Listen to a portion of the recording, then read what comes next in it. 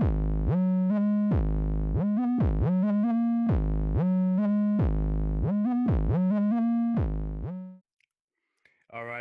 right. Bonus episode today. Chainlink Sports came at you guys with 2 episodes in 1 week, and I wanted to treat you with this guy, David Griffin. He plays for the Gary SouthShore RailCats. Did I say it right? We just went over that. Yes, sir. Yes, sir. Perfect. You're right. So, indie ball team, a part of the American Association, and he went to Curry College, which is a Division III school, and now he is in professional baseball trying to get signed by a MLB organization. And interesting story about him is that he came to my school. Well, he didn't come to my school, but he came to work out with my team in the winter for college, and he was throwing against us, and I'm catching him. And he's throwing pretty hard, whatever. He's doing good.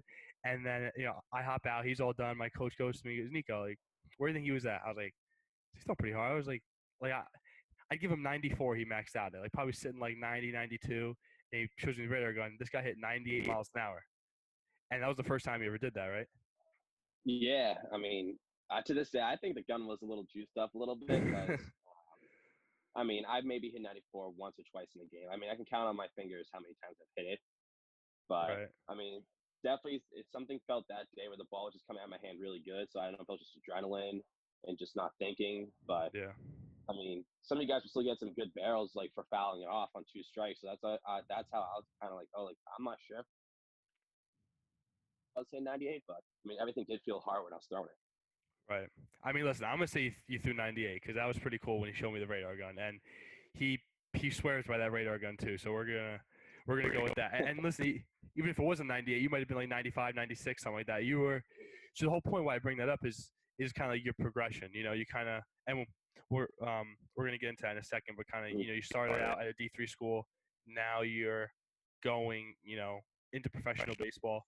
So the first question I want to ask you is what was that decision-making process like, going from Curry and then deciding to take that path to independent baseball? Yeah. So basically, like, by the time I was graduating Curry, one of your college teammates, Jose, he saw me as a senior. Like, I was kind of banged up a little bit. I was coming off or I had an injury, and so into that spring, I was kind of like pretty banged up where my pronator, my elbow, I couldn't throw a baseball unless the day I pitched. So I'd have like 1,000 milligrams of ibuprofen all lathered up, and literally I would not throw, like, I wouldn't practice until the day I pitched. And it got to the point where I was so banged up that by the time I graduated, I had to completely rest. There was hopes for me to, like, try to get signed or drafted or other indie ball teams to reach out, but like I said, I couldn't even bend my elbow straight. So it got to the point where it was like, okay, for my future, like, I need to rest. Right. And so it was a tough decision for me to walk away from the game, because I actually was with a team did bring me out, and I was kind of trying out with them, but I was only 84 to 86 at the time. But, like, I was still trying to play injured and try to not be like the hero, but, like, show, like, hey, I'm tough, I can do this. Like I mastered my way through college. Like, I was able to play injured and still maintain success. So right. I was thinking that I could translate that over, but obviously that's not the case. Where if I start off on the bad foot here, like, no one really knows who I am and what I did back in college. So trying to get off to the right foot was the most important thing. So I made the tough decision to actually walk away and go home and retire for a bit, which I kind of threw all that out the window, saying, like, hey, like, it's time for me to kind of grow up. If it's meant to be, it'll meant to be. Like, if I ever fall back into baseball, I'll fall back into baseball. But it was time for the next step and next chapter of my life. And from there, I decided to work full-time in sales for a bit and kind of just see, like, what it was like to actually, like, have a summer to myself and, like, not be so focused on something else other than baseball. Because growing up, I was playing baseball every day in the summer since I was 8 years old. So I never had a summer to myself, where I never had actual time to myself where I wasn't having sports around me. Yeah. So that was a big adjustment. So I had to experience that, what that was like. And obviously, as that was going on, it didn't help where the Red Sox, my favorite sports team, was having a historical season, World Series type of year. And just watching the playoff run, like, got the competitive juices flowing again for me. So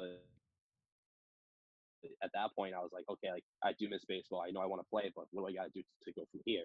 And and it was tough to try to balance a 40-hour work week job and still trying to work out and rehab my arm, because I still have moments with my elbow where if I was like sitting on it too long, or like if I was writing too much or typing too much, like it would start to act up again, where like I would feel like kind of throbbing pains in my knuckle, and I was like, okay, like this isn't good. So it actually took around Christmas time in 2018. I actually got hurt on the job where I was loading something up to a truck and it fell and it landed on an ankle, where it was actually the ankle that I broke my junior year of high school, which kind of started the whole domino process of me becoming a pitcher, because I missed my whole junior season of high school, and I actually committed to a college to play baseball before even playing a varsity inning of high Wow. school. Okay. So that's and the only time like when I was in high school, I had the desire to play in college, but I obviously wasn't talented enough as a hitter, so that's when I kind of took up pitching, because I was always a kid where I had a strong arm, and if they need a guy just to throw out there, they would just throw me out there. Right. So Right. I really learned how to pitch my senior year of high school, and that's kind of how I learned how to become a pitcher. And then now back to when I got hurt in the work job, it was I had to go to physical therapy. So I was like, okay, I might as well rehab my elbow at the same time, because if I'm already there, I might as well take care of it as well. Yeah. So I was killing two birds with one stone. And the more I started rehabbing and I was out of work, I had more downtime because I was on workers' comp. And it just happened that one of my buddies was at a baseball facility right down the street. I'd swing by to see how he was doing. And I was like, hey, like, I'm getting the craving to play again. And he was like, hey, like, let me know when you come in, and I'll give you a cage space for free. If you want to use the weight room, you got to pay for that. That's fine. So I essentially just started going like 4 or 5 days a week to just in this little like small 60-foot cage, just start throwing to kind of get myself back into it. I kind of PT'd myself and rehab myself for a while. And I just Right. started buying in to go into the gym for the first time. And that's how I started to get stronger and everything like that. And then my fastball went up from 88 in college to 92, 93. Was there ever a time where like And you were like, was there ever a time when you were when you made that decision to start playing again, and you kind of heard people say, like, "Oh, well, you only played D3. You're not one of these guys who are, big time school, big time prospect." Like, was that ever kind of something that people would say to you, or like a thought in your mind? not really, because from the moment after my freshman year, I went into playing the Futures Collegiate League. Do Yeah. you know what that league is? Yeah. Yeah. Uh, Yeah. so after my freshman year, I had a breakout freshman year where I was like 7-1 with like a 1.5 ERA. Like we went to the regionals for the first time in program history, got like our first NCAA win, and it was really kind of me coming like onto the scene.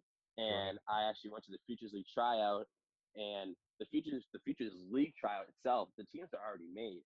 So those guys that are going to the tryout are just like, hey, like if we need some guys later in the year, like we know who to call. So I went there, and it just happened that me and the guy that owns the gym that I go to now, we were two out of the three kids from that tryout to get signed to this one team, and that team was the only team to sign kids from that tryout, and we just happened to be in that team for the full season, which is crazy enough. And I Right. mean, playing against like in the Futures League, I was playing against a lot of Division 1, Division 2 kids, anyways, and then we had moments where I ended up playing the Futures League for 3 years, one for Wachusett and then two more for Brockton. And when I was in Brockton, we actually scrimmaged the Wareham Gatemen twice when I was there. And I actually competed against some of those guys. Like I did well. And I actually had something lined up with Katuitt the summer of 2017 to head down there in the middle of the summer. But obviously politics kind of came into play. I was a Division 3 guy as well, and I needed to be perfect in all my outings. And I just had one bad outing, and then it became like, oh, like we want to bring him in. He's a Division 3 guy, not so sure. And Right. that's when kind of politics came into play. But at the end of the day, like, I'm still a competitive person. Like I knew, like I went up against those guys that had success, and I was like, okay, like even though I'm a D3 guy, like, I know I can compete with the D1, D2 schools. So that Absolutely. was never in the back. That was never a problem for me. The issue was trying to get the connections. Yeah. That was half the battle. Right. But all the connections I really made, like now, it's like I kind of learned to myself or just through other people that I knew. But so I mean, I probably a gotcha. big help for me, like what got me into the indie ball was Chris Hall, the commissioner of the Futures League. So because I was in that league for 3 years, like him and I became really close. When probably around February 2019, like I reached out to him saying, hey, like I'm looking to play baseball again. He was like, oh, I'm surprised you're down spring training already. I'm like, what do you mean? He goes, there's a league called the Baseball Scouting League. It's also ran by the same guy who does Meet a Prospect, and they're doing a showcase camp for any independent players trying to get ready for their own spring training or any independent free agent guys trying to get a contract. They're doing a camp down in Florida. I think they have limited spots left. I can reach out to them and see if I can get you a spot on there. And I was like, oh, that'd be awesome. And they ended up getting me a spot. So literally like a week later, I quit my sales job, drove down to Melbourne, Florida, and I stayed in a motel for 2.5 weeks, just for the whole entire camp. And Nice. I was one of like 2 guys out of that camp to get signed to a contract. So right then and there, Wow. I kind of knew, it was like, okay, if I have the ambition and I know I can compete still, it's just got to keep believing yourself and just keep trying to get better every day. Yeah. And that's kind of what driven me to kind of keep going now. And even to this day, like I'm still improving. I still have things to learn too, and still have things to improve on. So I'm just taking step by step every day to kind of get better, just like everyone else is. So that takes like some balls to just quit your job and drive all the way down to Florida, and it's a good thing though. It's like because for you to be Yeah, one of the 2 guys to get signed, like that, it takes like the hard work, but then it takes like the confidence in yourself, because you're not like you were gonna get that like if you weren't fully sure that you knew that you were gonna be able to do that. I mean, I wasn't entirely sure that I was gonna be able to pull it off. I mean, my mindset going in was okay, like if I was actually fully healthy, because every one of those summers that I played in the Futures League, I was burned out. I'd have 70 innings in college, and then I would go through another 50 or 60 innings in the summer. So by the time I came back to school for the next year, I already have 110, 120 innings accounted for the whole entire year. Right. So in my head, I was like, okay, like if I was actually like fully healthy, like how far could I go with this, or how good could I be? So Yeah. that's half the battle, trying to take care of my body. And once I started taking care of my body and everything, I started to see the results and going to the gym, because I didn't start really lifting uh, religiously until I graduated college. And once I started doing that, I went from graduating college at 175 to now pushing 200 pounds, sitting at 195 currently today. So even Right. just the 20-pound difference is huge. Not like, how it goes, mass equals gas. If you're Yeah. able to generate more force, you're able to throw harder. Absolutely. So let's kind of fast forward to nowadays where we're in quarantine. What have you kind of been doing to stay sharp and to kind of be able to like you said, like keep your body healthy and making sure that you're kind of doing the best you can to be ready if there's any baseball this year? Yeah, first thing foremost is definitely getting the proper sleep and rest. Like I'm trying to make sure I'm asleep by midnight at the latest, because I'm trying to focus on getting like 7 to 8, maybe 9 hours of sleep a night, because the biggest part for your body recovering is sleep. Right. It goes sleep, then nutrition, and then stretching, and then being active. Um, but yeah, mostly, I got diagnosed with the coronavirus a couple of days ago. But before that, I had a family or an old college teammate whose father owns a baseball facility near me, a different one that I would go to. So he was letting me go in, work out, and use the small gym. And I was working out 4 days a week. And then I would also be throwing on the little turf area as well. So I was still Right. staying very ready. But I mean, I'd be working on different things. I'd be throwing a bullpen once or twice a week. Um, Definitely just trying to fine tune everything, because I was already in mid-season form by the time I went down to March, or I went down to Florida in March, anyways. Yeah. But it was just one of those things that, like, you just gotta stay sharp, stay ready. Like you don't want to try to overdo all your bullets. So I'm somewhat still being cautious, but as of now, I'm just trying to rest and get myself ready for like the next whenever the season's gonna start. Absolutely.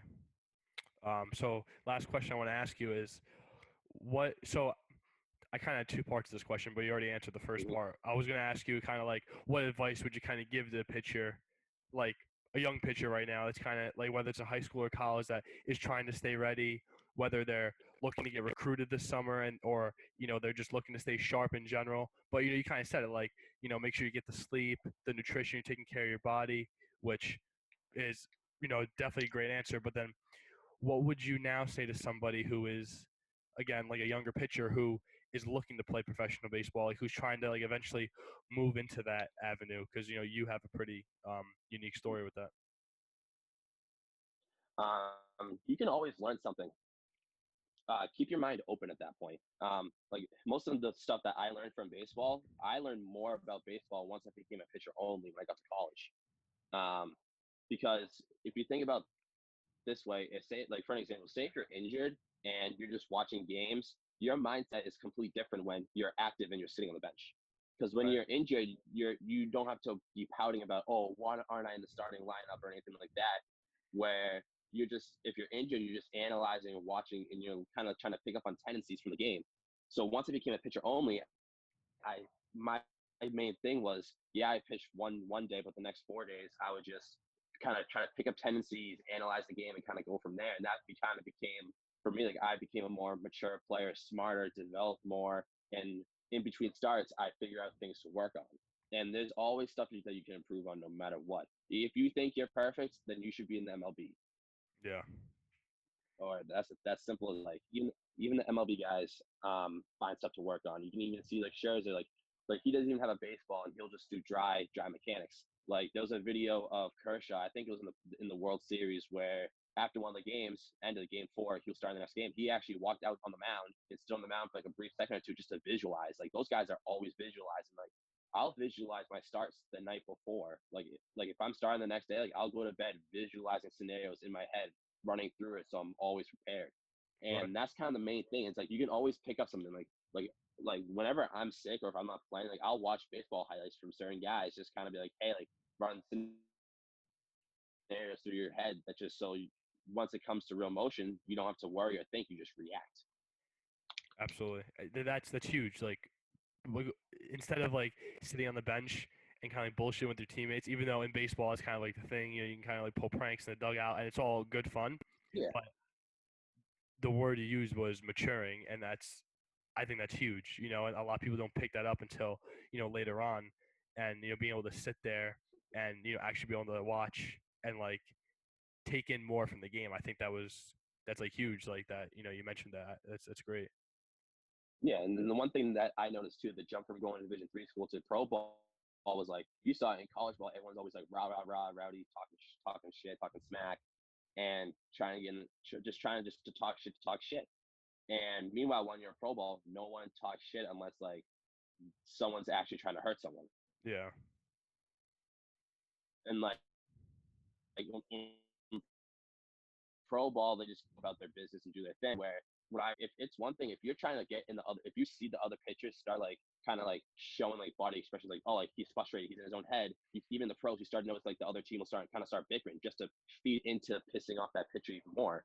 And I think that's where some college teams forget they don't realize that if you see a guy that you can get into his own head, you get into his own head. Like it's one of those like don't poke the sleeping bear almost. Yeah. So it's like if you see the other team is down with energy, there's no need for you to rah rah rah and get them fired up. Like let them sleep, let them be quiet, let them be slow, and then you take advantage of Yep. that. And like that was another thing I learned too, like just from like the mental side of the game. That's where the mental side of things becomes such a key component in the game. Yeah. Like you can take Michael Jordan and Kobe's like mental philosophies and easily incorporate into baseball or any other sport there is. It's Right. just trying to be tougher than everyone else. Gotcha. Absolutely. That's all I got, man. That's all the questions I got. I appreciate it. Right? Awesome insight. I really appreciate you coming on, and feel Of better, course. dude. I mean, you sound great, but I can't believe you got diagnosed. But Yeah, terrible timing. yeah, listen, man, But you sound great, and you'll be good, man. Thanks for coming on. I appreciate it. hey, thank you for having me. All right, signing off.